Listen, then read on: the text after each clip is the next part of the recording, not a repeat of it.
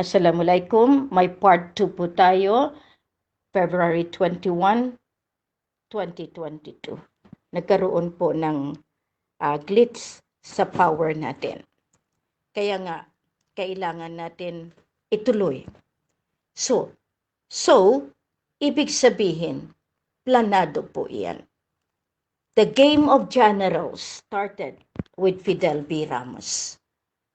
Kaya ngayon, kung buhay man siya o patay, inilipat niya ang BDO back up sa Malaysia. Inilipat niya ang Al-Amana Bank operation sa Malaysia. Lahat ito nasa Kuala Lumpur dahil sila ang nagkontrol ng tinatawag na claim over the sovereignty.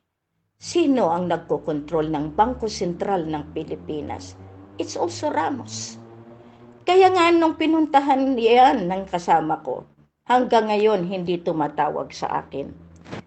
Sabi niya, I will call the Queen. At ang pinaka-instruction niya, you pattern like Brunei pag nakuha mo na ang pamumuno.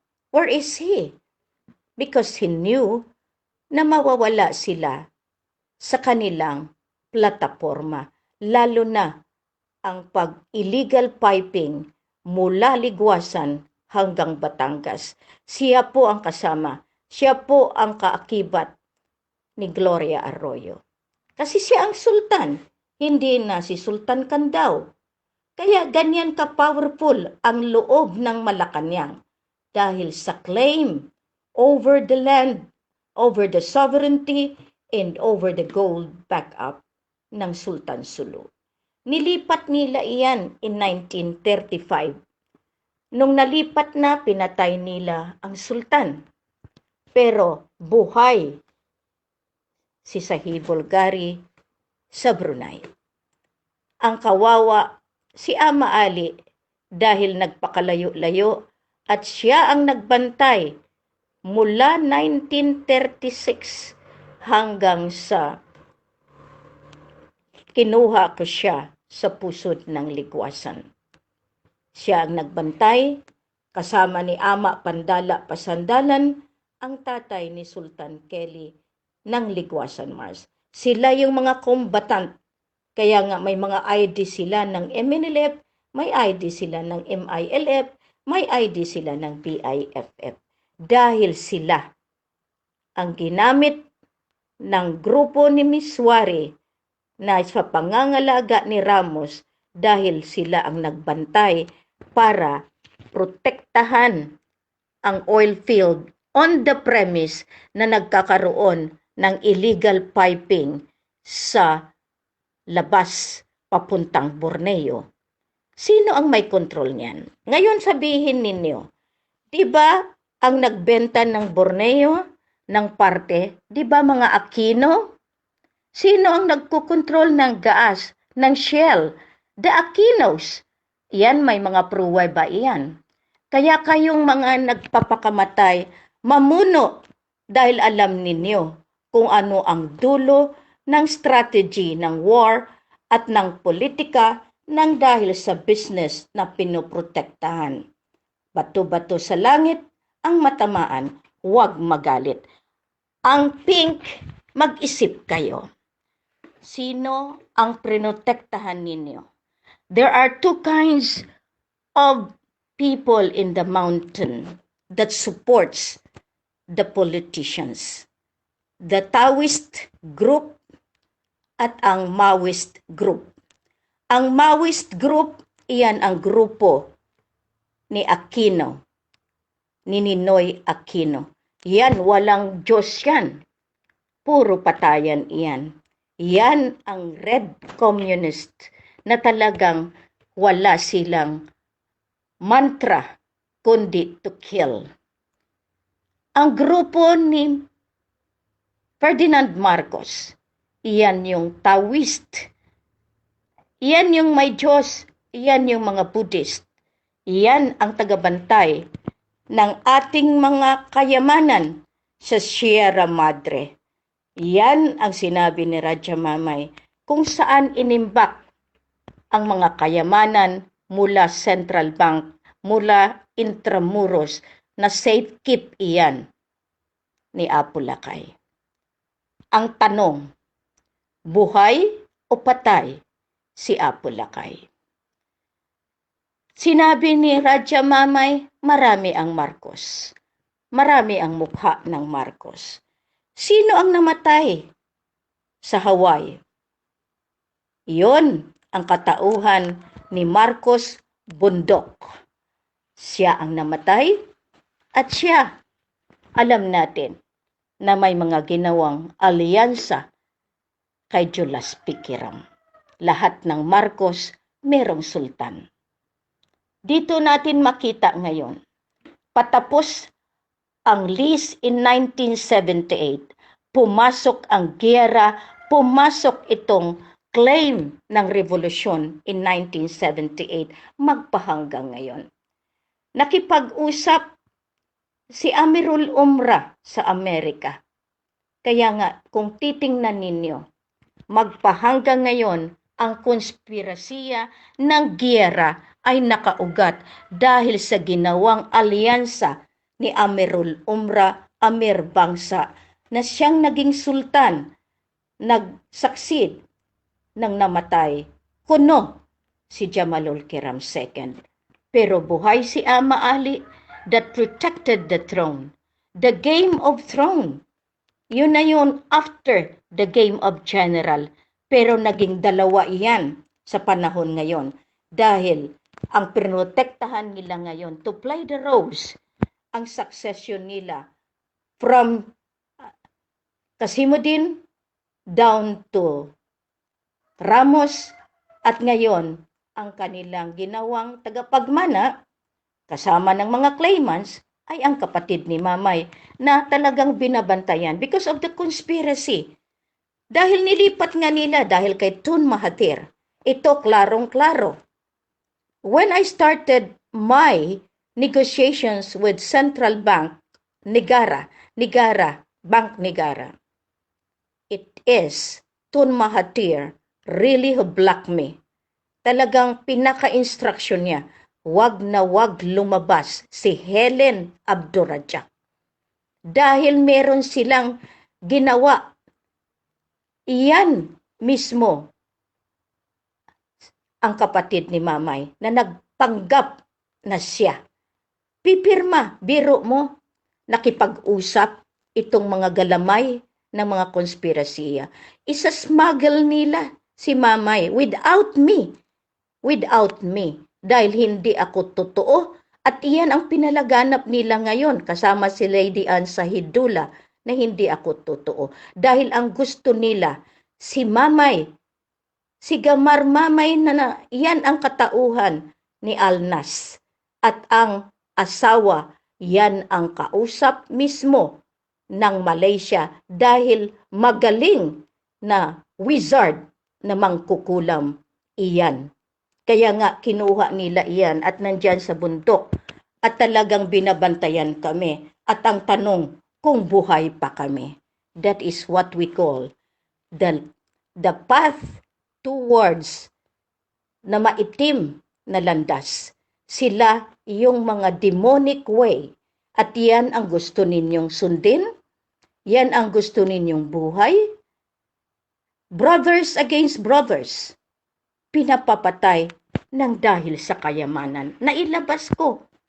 Ayan ang mapa na punong-puno ng gaas ng deuterium. Kaya tayo talagang hindi binibigyan ng tunay na kapayapaan.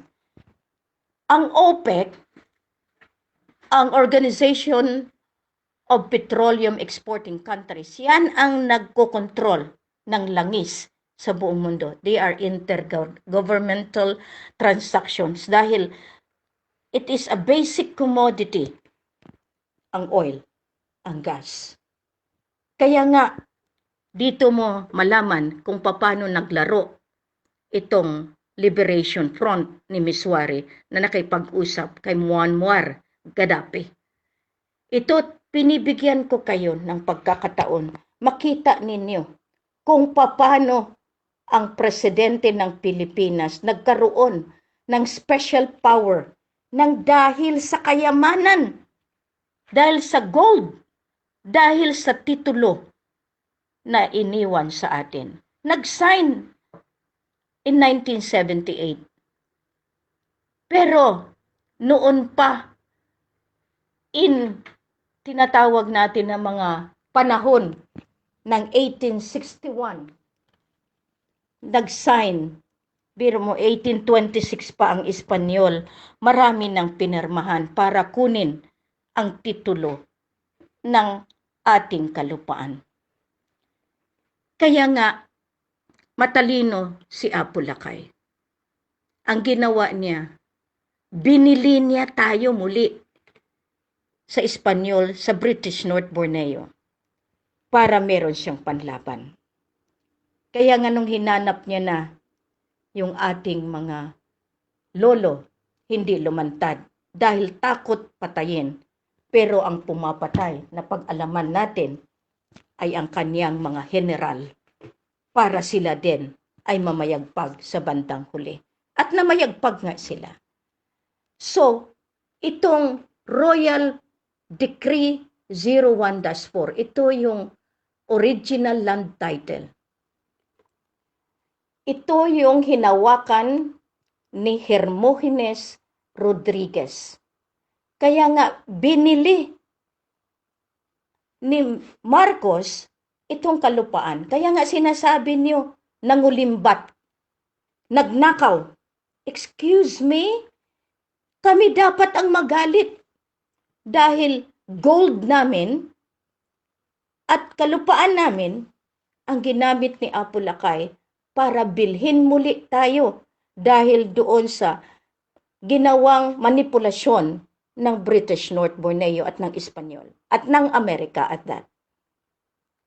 Binili niya tayo at iyan in February 23, 1976. Nakuha niya mismo yung owner's original duplicate copy of Titulo de Propiedad de Terrenos of 1891, Royal Decree 01-4, Protocol sa pangalan ni Don Hermogenes Rodriguez, Don Miguel Rodriguez, and approved place of lands registered under Torrens system.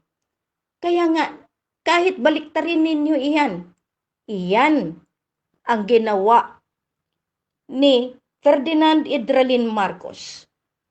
Ang pera niya galing iyan sa kanyang trabaho dahil siya ang nagpalaki ng gold ng transaksyon ng Sultan of Sulu. Ginawa niya, hindi niya pinersonal iyan, kundi binigay niya ang trust sa Republic of the Philippines. Date iyan, meron tayong kasulatan yan, may resibo iyan. In February 23, 1976. Ngayon, mismo si Doña Lourdes Rodriguez Llaneza, yun ang sole heir ni Don Hermogenes at ni Don Miguel Rodriguez, si Doña Petra, kaya nga nag-sign siya na all Rodriguez and Don Gonzalo Llaneza, wala ng karapatan sa titulo propiedad di Terrenos RD Royal Decree 01-4 Protocol na ang mga dated niyan 1826, 1829, 1861, 1891. Na-comply iyan ng Presidential Decree number 892 at ng Republic Act 496. May certification iyan, nandyan yan, hawak iyan ng Pilipinas na nabili mismo ni Ferdinand Idralin Marcos. Personal money niya para makuha niya yung voluntary surrender of rights and claim over the Kadakilaan estate covered by the Royal Decree 01-4 Protocol being the mother title. Yan ang kopya ng original title na turn over sa presidente ng Pilipinas na si Ferdinand Edralin Marcos. For safekeeping noong February 13, 1976. Kaya nga tayo nagse-celebrate ng pag-redeem February 14 in 2017 at itong 2022. Signed iyan. Pinirmahan iyan. Ngayon, umaangal kayo. Sinabi ko, sino ang nag-implementa ng martial law, siya ang iipitin ko. Sino ang gumawa ng kababalaghan, iyan ang kailangan managot sa hustisya ng bayan. Kung walang Marcos, meron kayong soberenya? Meron kayong ipaglaban ngayon? Makukuha nyo kaya, ma-redeem nyo kaya ang pera sa mga kabangkuhan? Ito hindi ako, I am not siding. Kung nagkabali ang Apo Lakay, pinaghirapan niya iyan. Siya mismo na karma. Siya mismo naghirap. Pero, ang pagbenta ng uncle ni Pinoy sa Malaysia, nakita niyo ba yan? Kayong mga huling tubo, kayong mga bata pa at walang alam, huwag kayong makinig sa sinasabi ng politika. Pinag-aaway-away kayo dahil sa proteksyon ng yaman na kinulimbat nila. Si Marcos, binigay ang safekeeping trust sa Malacanang, sa Philippine government. Kaya ito ako, kayang-kaya natin palitan ang pangalan ng Pilipinas dahil nabawi natin ang sovereignty noong 1976 pa. Ginawa ang Jabida dahil hindi nakayanan kunin ang Sabah. Ngayon maintindihan ninyo, tinatama ko lang ang mali. Tinatama ko ang pagkakamali. At tinatawag ko ang lahat na naging parte nito. May miswari pa ba akong tatawagin? Wala na. May murad pa ba akong tatawagin? Wala na. Dahil nabawi ko ang sovereignty. Dahil tapos na ang agreemento ng Mapilindo, Malaysia, Philippines, Indonesia. Ginawa ninyo iyan dahil katunayan, yung 10 billion ni Raja Mama USD ginawa ninyong Apo Sayyaf. Yung 9 billion na bigay ng Queen Mama para sa pagkamatay ng tatay niya, na ang beneficiary is the long-lost grandson of Malaysia dahil yun ang kilala in 1999 pa ng Queen Elizabeth II. Pero kayong mga contender to the throne, lahat ng backups gawin ninyo. Pero si Queen Helen, nakaugat na sa puno at hindi matitibag dahil lang hinawakan ko ang power and authority ng Diyos Ama, ng Allah. Kailangan itong kayamanan ilagay sa tamang pamamaraan, sa tamang pamumuno. Galit kayo kay Marcos, pero si Marcos pala ang nagtulong sa sultanato ng Suluan, North Borneo para bawiin itong mga kalupaan na ito, itong mga kayamanan na ito, na ngayon inihanda niya para tatamasain natin lahat. Kayong mga nagkiklaim, klaradong-klarado na kahit anong gawin ninyo, na ilabas ko na. Ang mali ay dapat itama. Kayo ang mananagot sa hustisya ng Sovereign Court ng 7 Macdum ng Royal Empire of Lupasug. Huwag ninyong liitin ang katalinuhan na binigay sa akin ng Diyos Ama. Huwag ninyong liitin dahil ito ang naging dahilan ng dahil sa pagtingin ninyo, kayo lahat na puwing. Armado si Queen ng testamento. Kaya nga March 12, 2020, ang assigned account sa akin galing sa personal account ni Ferdinand Idralin Marcos. Yan yung professional fee niya. Hindi ako kumuha sa mga iba't ibang accounts, kundi doon sa personal account niya. Yan ang inassigned bilang susi. Anong sinabi ng Malaysia? Wag na wag ninyo palabasin iyan dahil mawawalan tayo lahat. Tama. Pero sinakripisyo ninyo maraming buhay dahil sa laro nitong COVID para lamang takpan na hindi makalabas ang tunay na kayamanan na para sa inyo lahat. Doon kayo sa dilim o dito kayo sa liwanag? Yan ang tanong ko sa inyo. Inshallah, sa araw na ito, idiretso ninyo ang signature campaign dahil ang absolute monarchy ang siyang kasagutan, ang siyang paraan para ang lahat ng kayamanan ay mapasa atin lahat. Maraming salamat at naway gabayan tayo ng Diyos Ama, ng Allah, sa ating pag-iisip at pagdidesisyon kung saang landas kayo. Doon kayo sa politika o doon kayo sa monarkiya. Maraming salamat. Paalam sa ngayon. Masalam.